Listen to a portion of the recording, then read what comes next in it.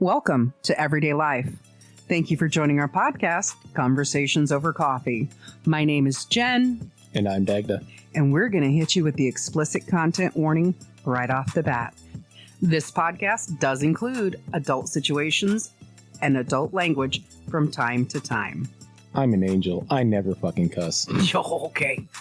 Anyways, you ready to go? Oh, yeah. All right, let's go.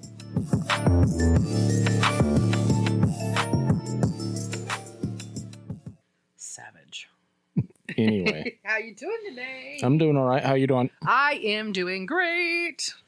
No more food comas? Huh? No more food comas? Nah. Holidays are done. It's over with. So, no.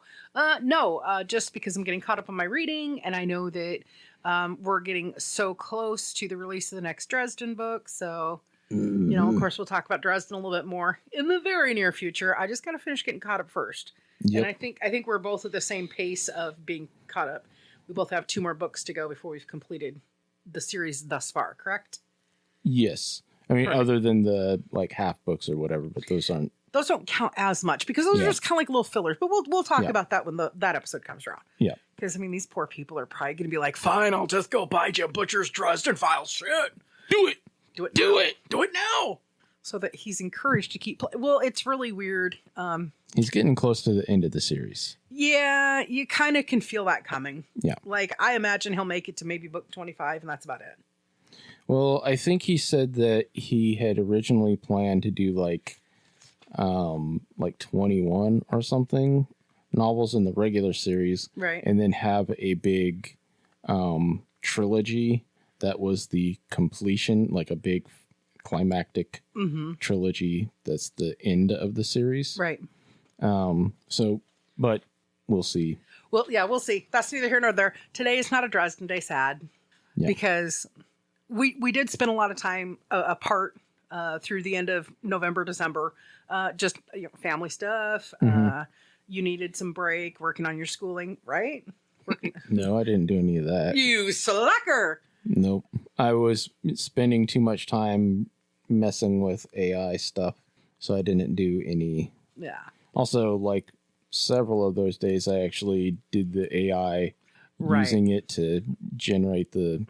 Yeah. Well, plus you're also doing your refinement of everything you want to put into your episodes of Hypnotic Gifts. Yeah. So while we were apart for so much of so long, it's really crazy when you actually think about it. It's we might have seen each other 1.5 days a week for 3 weeks. Yeah. But that's okay because, it's that time of year. Your family needed more help, and all that crazy stuff. But one of the things I did, because, we talked about closing loops towards the end of season 1, right? Yep. So one of the things I did was if we're going to be closing loops, I at least got one thing done. And that was I watched the Thunderbolts. Okay. The reboot of the new Avengers. It's it's basically the Avengers reboot. Okay. So the whole premise of the Thunderbolts is they're supposed to be the new Avengers. That's hilarious. Well, you can thank Valentina. They're third string fucking... Yeah, something like that. So Thunderbolts, you didn't see it yet, did you? I've not watched it yet, no. So I hesitated, right? Obviously, because I'm such an MCU, the original banter of the Avengers lines. And I'm going to watch it. I always planned on watching it, but I haven't watched it yet.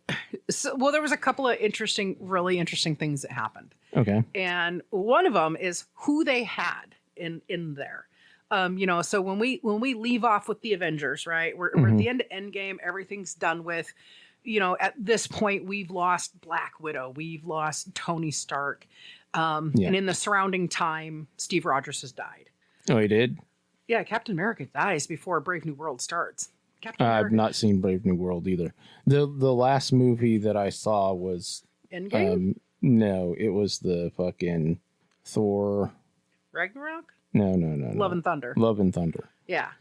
So I haven't seen any of the things that came after that. Oh. Including fucking Wakanda Forever and any of that. So I've not seen any of that. I have watched some of the television shows, right? So right. I watched the Red Falcon The Falcon and the Winter Soldier? Yeah. Which is I really watched important that you watch that. Okay. And I watched the WandaVision,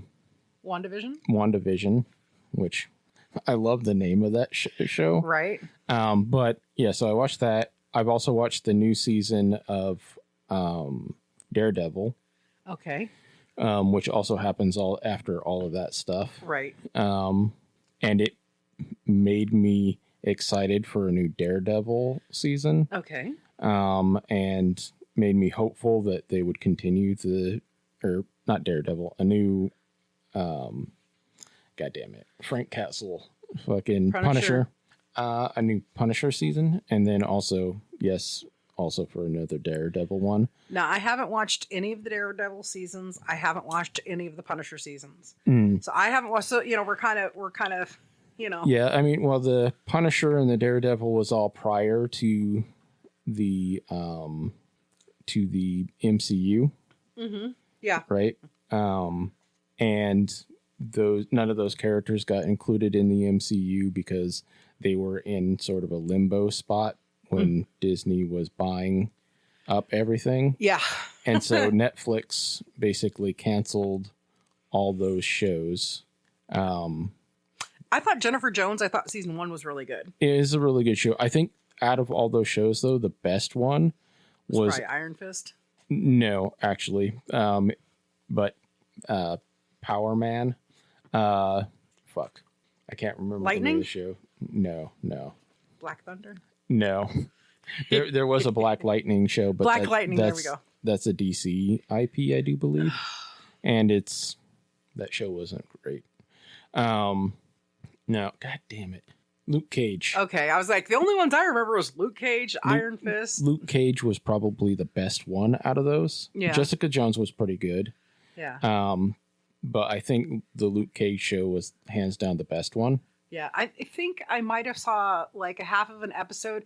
So what happened is Jessica Jones came out first. Yes. And I got 6 episodes. I think it was 6 of the 8 episodes into the first season. Mm-hmm. And I got angry. And I think that's when I gave it up on it. And then when I saw the Luke Cage came, but then I saw her with him, I was like, no, because mind control I have a real big issue with mind control stuff.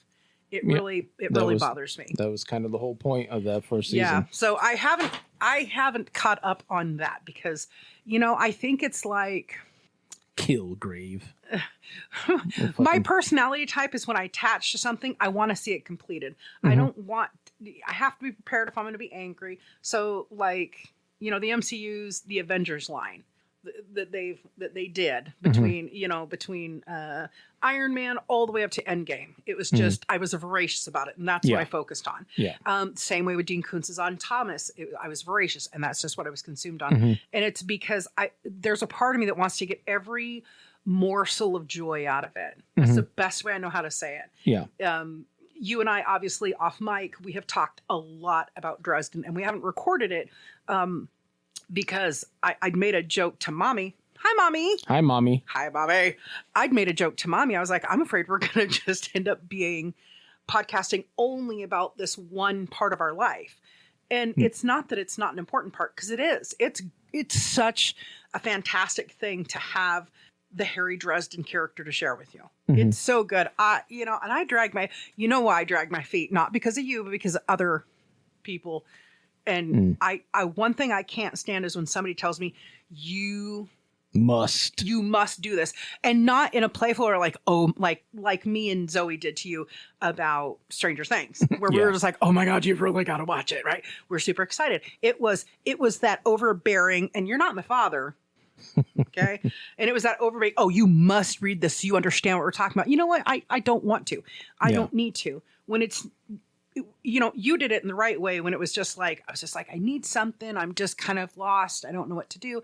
And you were like, you gave me 2 options. You were like, try one of these.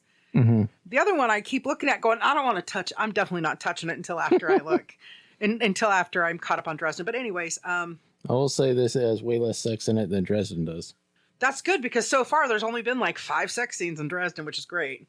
And one of them was an interruptus.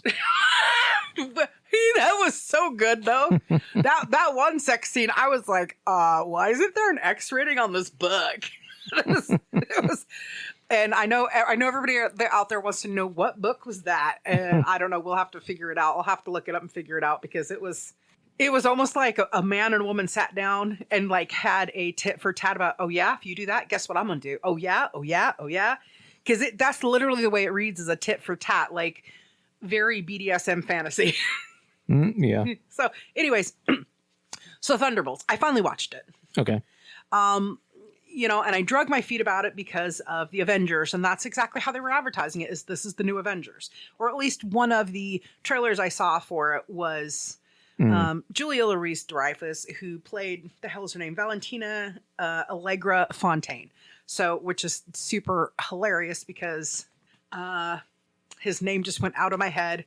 He plays the Hobbit. He plays the Hobbit. He plays the sidekick. Elijah Woods? No, not Elijah Woods. The Freeman. He plays Benedict Cumberbatch's Watson to his Sherlock. Okay. So anyways, I'll remember it as soon as we go off mic. I'll remember it like usual. Yeah. But anyways, so it's his ex-wife is this Contessa, and she's got oodles of money. She's the director of the CIA, not FBI, CIA. And she's got her own business, and she's the director of CIA. And there was a trailer where she's talking about, I'm assembling the new Avengers. So you see the Contessa in Black Widow. Did you watch Black Widow? Yes. Did you watch the cut scene, the after scene, where Yelena's at Natasha's gravesite? I believe so. Yeah, I usually do on all the Marvel stuff. Okay, so the lady who comes up to her with the dark hair and the silver streak, that is Contessa Valentina Allegra Fontaine. And then maybe you didn't see it because I'm pretty sure it was in a Wakanda movie as well. Wasn't she also recruiting the U.S. agent, the dude who was... she had something to do with that. Yeah. So the Thunderbolt is so it's coming in. It's after we've had all this death and destruction at the end of Endgame. Mm-hmm. We've lost Tony Stark. Mm-hmm. And I guess at the end of Endgame, you can say Steve Rogers isn't much. He's 92 when he comes back. When he comes back, he's like 92. So the setting for Thunderbolts, I believe, is like 2026 or 2028. Okay. So it's after Endgame, it's after the blip, it's after all these things, because you really do need to kind of watch it in this order where you watch Endgame, and then there's a lot of stuff you can miss, but you need to watch She-Hulk, Brave New World, Captain America, Brave New World, and Thunderbolts. Okay. You need to watch them relatively close together because that makes sense. Yeah, there's a blip that like happens in there. Okay. And I thought you had seen the new Captain America because you were actually talking about the other super soldier that's in the storyline. But that's from the comic book side of it, I'm sure. Well, he is in the television, the fucking Falcon and the Winter Soldier television show. Yeah. They go and meet him. Like I think it's relatively early on. Yeah, they meet him in prison. No, they meet him at his home. They show up at his house. Yeah, because he'd been imprisoned for like 30 years or whatever. Yeah. So it's, if you're going to catch up, definitely watch Brave New World. It's good. I liked it. Of course, I like Anthony Mackie. So Thunderbolts. Here we are at Thunderbolts, right? And it literally until today, I thought it was a CGI thing because it starts out with Yelena going on a mission. Okay. And Yelena, I want to make sure I say it right. So Florence Pugh plays Yelena, who is, in all aspects... She is a Black Widow. She is the Black Widow now. Okay. She is a Black Widow, the Black Widow. But anyways, Florence Pugh, who plays her, absolutely insisted on authenticity for this opening scene. We shouldn't do a CGI. We need to do it authentically. Florence Pugh finally got them to agree to let her jump off of the Merdeka 118 skyscraper in Kuala Lumpur. It is a 118-floor skyscraper that's 2,227 feet. So for everybody like me who are just like, wow, that's some really good CGI, it was not CGI. It was Florence Pugh jumping off the top of this building. Interesting. I thought that was, I mean, I've already got a little bit of a girl heart on for her anyways. And I was just like, because, you know, I keep petitioning you when we talk about TV situations. But anyways, I was just like blown away by that because the opening scene for it is breathtaking. It's so funny because it's very, you remember in the Hawkeye series, you watched the whole Hawkeye series, right? Yeah. And you remember where she's talking to Kat or Kate or whatever her name is, and she's making macaroni. She's just like so nonchalant about everything. Everything she does is so nonchalant. And then, you know, she jumps off this building like, oh, what's the big deal? You know, and it's just, she plays it so well. So you've got Yelena in there, right? So she is a Black Widow, a Red Room assassin. It's, you know, she was trained to be a Black Widow, but some people call her the Red Room assassin. So it just depends on how you want to look at it, right? Yeah. And then you've got David Harbour, of course, you know, coming back in as the Red Guardian. So, so her adoptive dad, it was real for me. And his name in there is some of the names, man. Alexei Shotzikov. Okay. It just, there's something about that name. I'm like, really? Because he's not actually a very good shot when he's shooting. So anyways, and then you've got Sebastian Stan, who comes back in as Bucky Barnes, a.k.a. the Winter Soldier. Okay. You've got, I can't stand this guy. You got Wyatt Walker, who comes in as the U.S. agent, John whatever. And of course, he is the former Captain America because he was dishonored. He was the intern. The interim, yep. Yeah. And then you have this character they introduce. And it's done by actor Lewis Pullman, who is the son of Bill Pullman, Independence Day president. Okay. Yeah. So his kid, he comes in as this character, and this character's name is Robert Bob Reynolds. And he's also known with this character, he actually has a dual identity beyond that. And it is Sentry, who is supposed to be the protector of the planet. The whole idea of what Tony Stark envisioned, having something to completely protect the world. Sentry. But then there's the other side of it, and his name's Void. This is one of, at times in the movie, the most boring characters, but it's also one of the most interesting ones. And I think it's kind of important how it played out in real time because he has mental health issues. Yes. I mean, that character does. Yeah. So Robert Bab, right? So, and even the guy, so Lewis Pullman, so sometimes they talk to him as Robert, sometimes they talk to him as Bob. But this character has he has identity crisis issues, he's got addictive issues, he's got mental health issues because there's just nothing. He feels like life is a void because there's nothing. So it's kind of like Superman, but schizophrenic. Yeah, that's a really good way to describe it. Although he's also the result of a super soldier serum.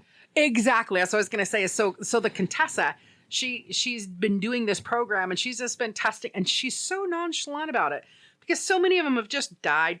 This guy makes it, and she knows that he's going to make it, and it's crazy to me because there's one little quirky thing about it where if you watch the movie, you'll see where people are like Bob, and he's like Robert, because in Top Gun Maverick, he actually played Lieutenant Robert Bob Floyd. Did you see Top Gun Maverick? I've not seen that movie, no.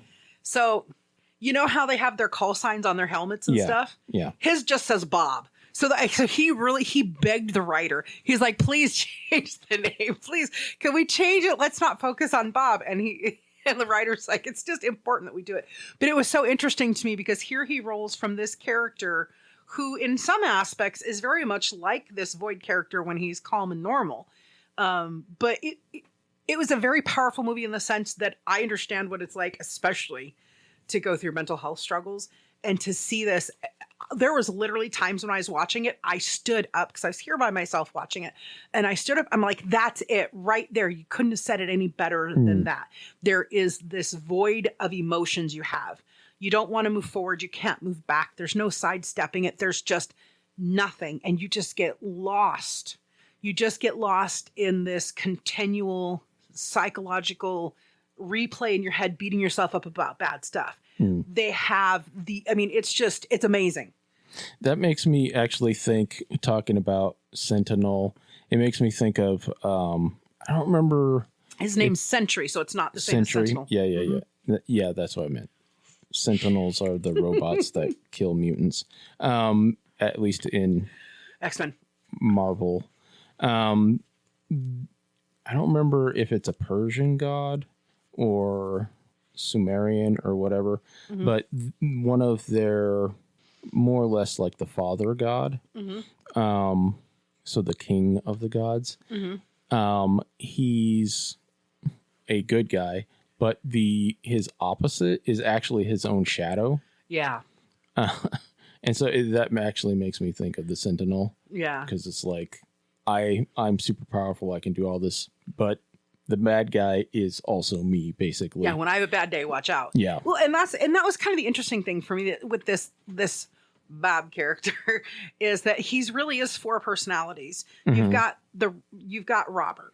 And Robert himself is just somebody who has felt very devoid of love and care because of his upbringing, his entire life, and because of bullies and everything else, which a lot of us can, I'm just going to be real here. I've seen on social media where people are just like, and I've been so bullied. And then they say stuff and I'm like, that's actually what bullies do. That's not being bullied, but okay. You feel like you were bullied because people retaliated against you getting your way.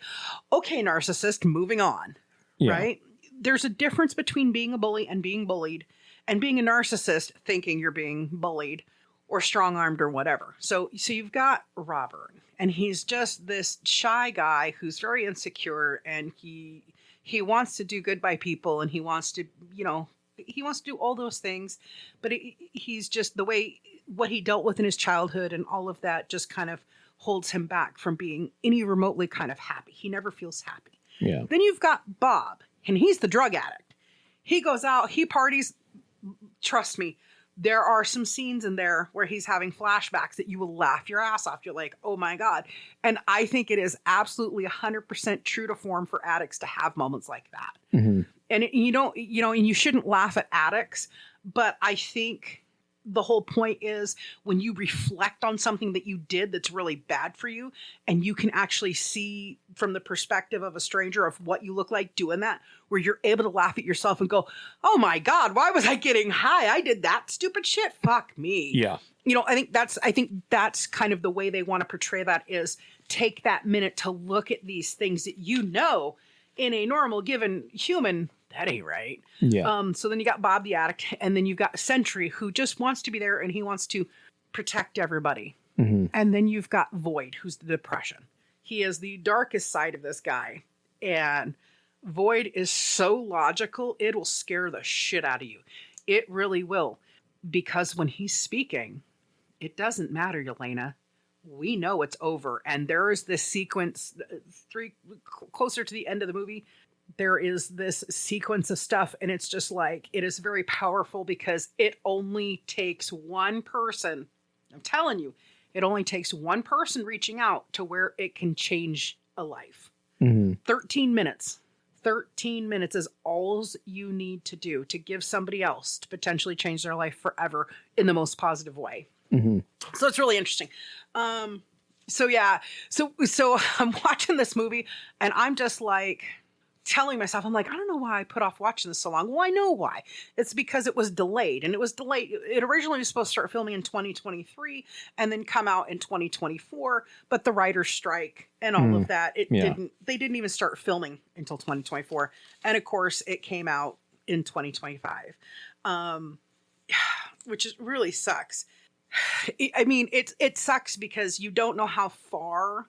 I think Thunderbolts could go very far, maybe at least be a trilogy, but I doubt it will because of the delays. I think you've got this distance and this gaps that happens. So the other thing that happens in between Endgame and this is you've got some really poorly put together Marvel stuff. Yeah. No offense to them. I'm sure there's people who like it, but for a lot of people who have followed Endgame and seen the intelligence of and seen the equal support of men to women, women to men, to have, this gangbusters of PC come in. Fuck me. Anyways, but it cost about $180 million to make the movie. It only made like $382.4 million. Right? Okay. which is not shabby. That's a $200 million profit. But it's like, it's not enough to really go the next stage by itself. So what's going to happen is the next time we see these guys, they're going to be part of Avengers Doomsday. And I think you need to get caught up because Avengers Doomsday is supposed to be coming out 2026, 2027. And so it's called Avengers Doomsday because everybody is coming together against Victor Von Doom. Okay. Well, they also had another project. I can't remember the dude's name, but it's like this general dude. Okay. And anyway, the actor that they had already set to play him, Mm-hmm. and I think they actually started filming already. He got into some trouble. Okay. Apparently, he beat up his girlfriend. Oh, okay. Yeah. Although that's not exactly what happened. It was more mutual than just Yeah. him whooping her ass. Yeah, that's Jonathan Majors. Yeah. And so as a result, he got canned from the project, and I think they had already started filming. So Yeah, I think they were either 2 months into filming or 2 months from filming. But that's Jonathan Majors, and I haven't looked into following that because I find any type of physical or verbal assault against any human, men's, women, children, boys, or whatever, children especially. But I find any kind of assault of any or altercation in that way, I find it disgusting. So I have no interest in it. I don't really like the guy anyways. I think, I mean, I would rather watch Winston Duke do the same M'Baku lines for 9 hours versus 15 minutes of that other guy, honestly. And I love Winston Duke. Everything I've seen him in, I've really liked, because he's in Spencer Confidential. He does so good there. And there's a couple of different ones. Anyways, so I don't know what's going on with that. Yeah. I kind of just... And that was meant to be the next big story arc. Yeah. And so... Yeah. And then on top of that, the writer's strike and a bunch of other stupid shit happened. Yeah. So any fucking way. Anyways. so I know personally I need to get caught up on Loki. I don't think I'm going to go watch any Miss Marvel. I'm not interested in it. That looks like a show for teenagers. That does not look like anything I would have any interest in whatsoever. It is kind of because, well, she's a teenager. Yeah. I don't want to watch things where they have young children, and they are young children when they're under the age of 18. So to me, they're a young child. So you don't like Spider-Man? The very first ones of Spider-Man, he's like a teenager. He's 17. The very first one, he's 17. And I was very uncomfortable with the idea of him being in a very tight suit. But they did really good to make sure he didn't have any kind of a bulge or anything. Little harder to do with girls who are supposed to be 14, 15, 16. She's not scantily clad in any part in that show. She's in tight clothes. Which is just the same as teenagers walking around nowadays. It just makes me uncomfortable. She's not... Okay, so she's not in your kind of stereotypical female outfit. Okay, fair. In there. Partially because, well, she's Indian, and so she has some like traditional Indian garb that is part of her uniform that she wears. Fair. Not the pictures I've seen, but fair. Fair, because you've seen it. I haven't. Yeah, I watched the whole show. Yeah. So, but it's not for me. I don't care about teenage girls coming into power. Like, girl, you're powerful. Wait till you're a woman and roar about it. I don't know what the significance is to the storyline. Because like with most fucking comics, it's an outlet for fucking young people to have adventures and shit like that. Like I said, it's not for me, I don't think. Yeah. But I do know I need to catch up on Loki. Now, Loki, that's more my speed because he's a Gen Xer. He's closer to my wheelhouse age, so I don't feel so creepy about going, ooh, you look hot in that outfit. I don't feel so creepy about it. I don't mind angsty type things, but I don't like the idea of angsty teenage shows. I'm past that, and I just don't have an interest in Miss Marvel stuff. I mean, she isn't really. One of her friends is angsty, but she isn't. Yeah, and maybe that's the problem. Is the trailer I saw is somebody was being an angsty girl, and I'm like, yeah, and then of course her male friend is probably the angstiest one out of the whole group. We'll see. Anyways, so I don't really know what you need to watch. I just know for me, based on who the cast list is, which I'm really excited. You need to watch Moon Knight. Huh? You need to watch Moon Knight. I think I've watched 2 or 3 episodes of it. I'm not a super big, what's his name, Oscar Isaac fan. I'm not a super big Oscar Isaac fan. His face always has resting dick face. So I'm just kind of like, ugh, I'm not getting any enjoyment out of this because everything I've seen him in, even military action films, he's very nonchalant. Like, this is so beneath me. I mean, that's what his face looks like to me. But I know he's a better actor than that. It's just Moon Knight. I think I'm 3 episodes in and I haven't watched it in 2 years because I'm just like, boring. Because I couldn't get past the look on his face. I'm sorry. Maybe you should look at the other things that are happening and stop staring at his face lovingly. That's, ugh. Oh.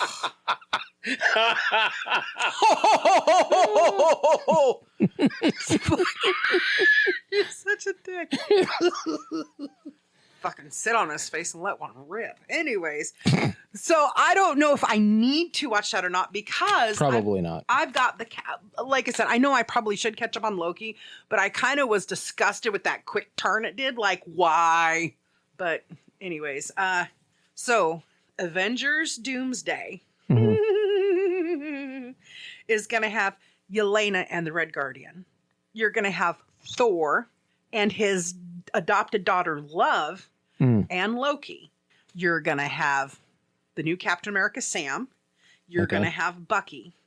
You're going to have Shuri and M'Baku. You're going to have Sue Storm, Mr. Fantastic, Johnny Blaze, the Thing. So you're going to have all of the Fantastic Four there. And then... Who are they using? Which actors? Are they using the ones from the most recent Fantastic Four movie? Yes. Even though it's from a completely different universe? Yep. They are using Pedro Pascal and Joseph Quinn and the other 2, which I'm so sorry. I don't remember your names. Well, one name I cannot even pronounce and the other one, I don't know what it is. I mean, she's got RBF, so I don't look at her. The only name out of that group that I recognized was Pedro Pascal. Joseph Quinn, Eddie from Stranger Things, Upside Down. Eddie Munson, Dustin's best friend who gets yeah. I'm trying to think of every time I try to think of other cast members from that show, the only person that I can think of is the dude who played Max's brother. Oh, Decker Montgomery. Yeah. That's Billy Hardgrove. Okay, so Hellfire Club. I just remember. It just blipped into your face? Like. Okay. Yeah. His face just blipped into my mind, yes. Right? So this is the thing that's got me excited for Avengers Doomsday. You have got some of the original Avengers. You've got the Wakandans. You've got the new Avengers. And you have some of the original X-Men coming in. So you're getting the original Professor X and Magneto. Patrick Stewart and Ian McKellen. Yes. Sir and Sir. Sir and Sir. You're going to get the original Nightcrawler. Okay. You're going to get the original hot Rebecca Romaine O'Connell Mystique in there. Nice. You're going to get the original Cyclops in there. So you're going to get James Marsden. Not Marsters, but Marsden. And then now, this is the only thing I take a qualm with. The first person to actually play this character was not who is playing this character. It was Taylor Kish. And that is the original Gambit. The original Gambit was originally played in his brief appearances. Okay. Was originally played by Taylor Kish, Tatum. but it's going to be Channing Tatum. It's going to be Chafed Butt. Did you say Chafed Butt? Chafed Butt, yeah. I'll slide right in there. Just slide right in. So then you're going to have Ramirez, who is the new Falcon. You're going to have Ghost. You're going to have John Walker. You're going to have Shang-Chi. You're going to have Namor and Namora. So Namor and his right-hand woman. And also making appearances are going to be Hawkeye, Spider-Man. Wolverine. No Wolverine. I won't watch it. But you don't know either because there is a Deadpool. little thing that says potentially Wade Wilson shows up. So if Wade Wilson potentially shows up, then potentially Wolverine should. But I don't know. I think it's going to be interesting because, of course, they've got the phenomenal, amazing Robert Downey Jr. playing Victor Von Doom. Yeah. Which is kind of hilarious. From Lavatia. Yeah, it is. And the picture I saw, like, it's like, it's Robert, it's RDJ, right? Yeah. It's him, right? But there's like, wait a minute, maybe it's his cousin, because they've changed his hair, they've changed his eye color, And of course, since the end of Endgame till now, you're looking at a 6-7 year gap. Yeah. So everybody does tend to age. Oh, and Steve Rogers might show up in this original, part of the original. And I don't know if that's going to be a flashback. It's just listed as some of the originals are going to show up in bits and pieces. Yeah. So we'll see. But I just as soon as I read that, I liked Thunderbolts. If you haven't seen it, watch it. Thunderbolts, I liked it. I personally, I thought that movie should have come out directly after Endgame, before anything else other than the TV shows, because it really did have a great way, especially Yelena's character has this great way of explaining, her and Robert, Void, Sentry, have this great way of talking about, and so does Alexi, or Red Guardian, about this loss you feel. Mm-hmm. They're gone, and they've been gone, and we know they're gone, and there's no bringing them back. But there's still that loss that you have, and how do you deal with grief, and how do you move forward, and the mental things it does to you, especially in their line of work. They're not superheroes, but and that's they're all every single one of these people are contract killers, including John Walker, who has been disgraced from the mantle of Captain America. Yeah, because of his actions, and you find but so there's all these little bitty things in there. And Yelena makes this statement about, I'm so alone. I have nobody. I get up, I go to work, I do my job, I come home, I drink myself to sleep, I get up. And she talks about having this routine because there's this, when we have loss and grief, we're trying to protect ourselves from more loss and grief. So we don't tend to pull in more people into our lives. We tend to keep them at bay because it's too much. I've just lost this person that I love and means so much to me. What if I lost you? What if I lost you? I can't be that close to you guys. Mm-hmm.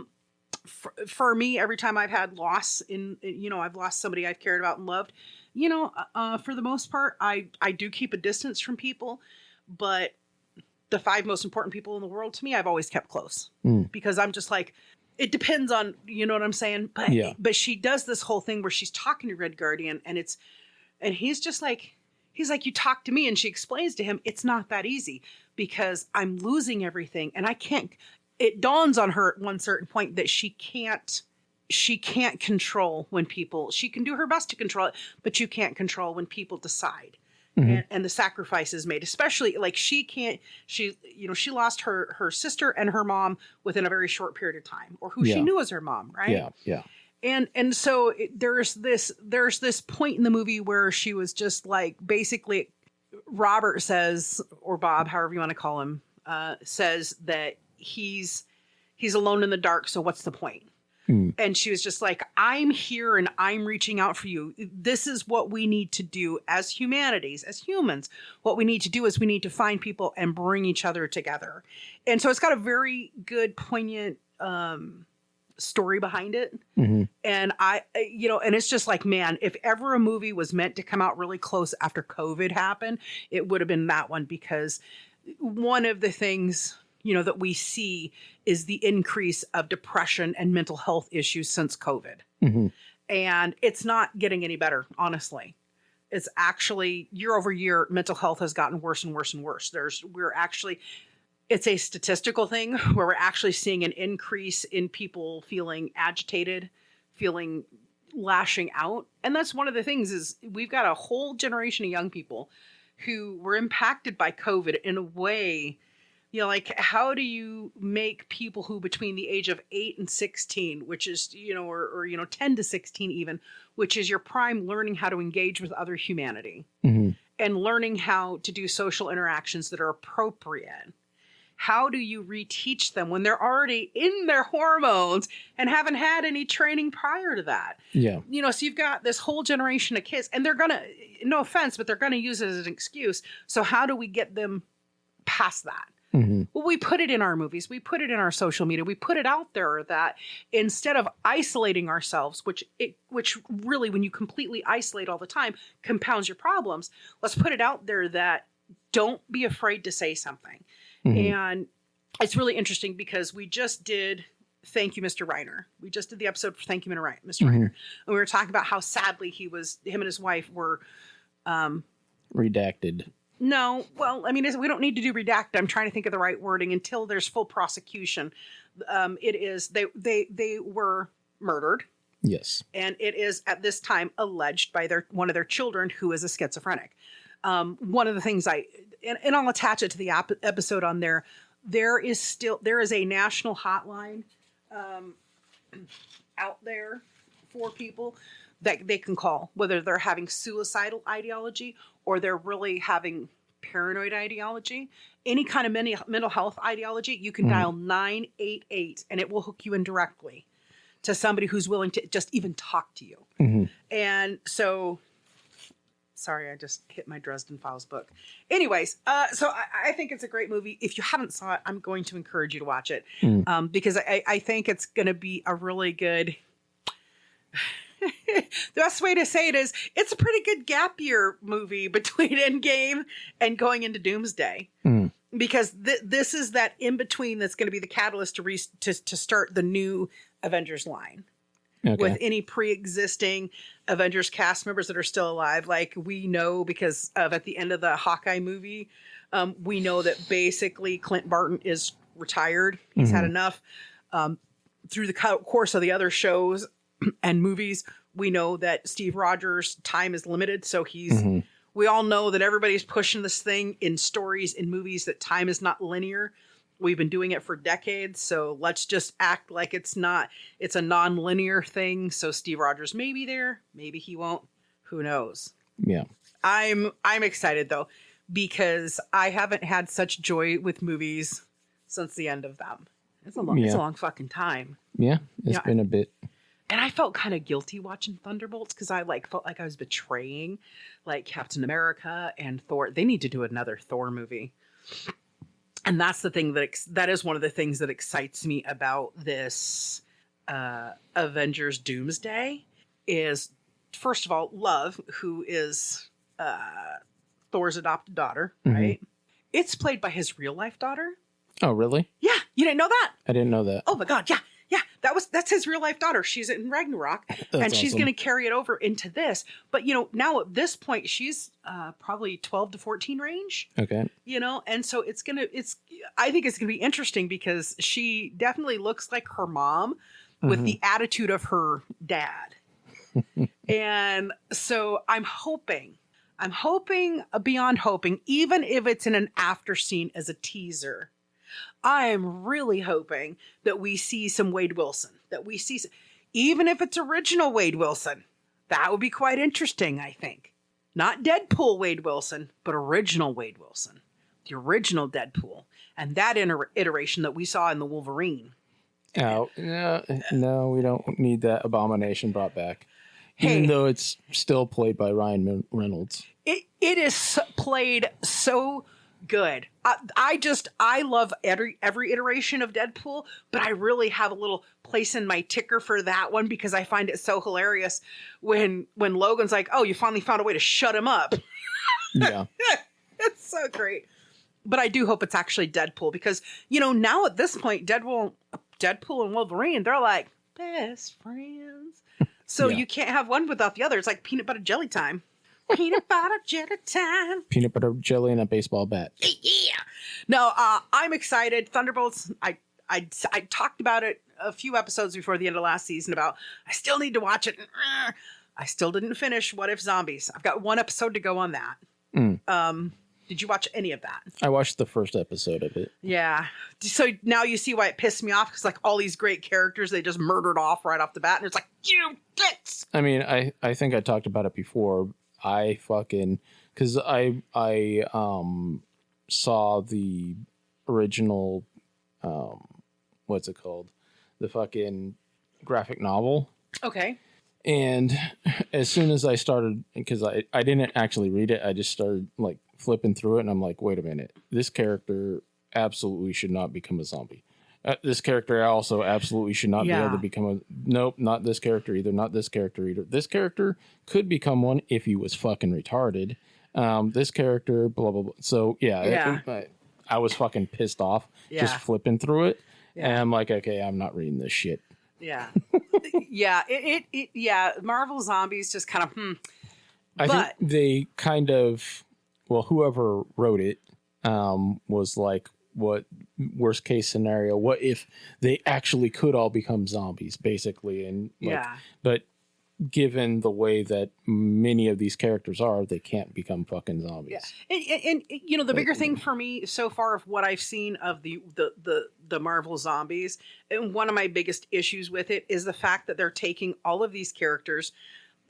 I would have understood it if half of them had come to pass into Zombieland. I would have totally got that. But the fact that they want to replace them all with these 15 and 16-year-old kids, fuck off. I don't think it's time for the mantle to pass yet. Well, also in that series, it's kind of funny that the people who would most likely be able to become zombies were the ones who didn't. Yeah. And as a result, I mean, probably the idea was get rid of all the really powerful fucking people. Right.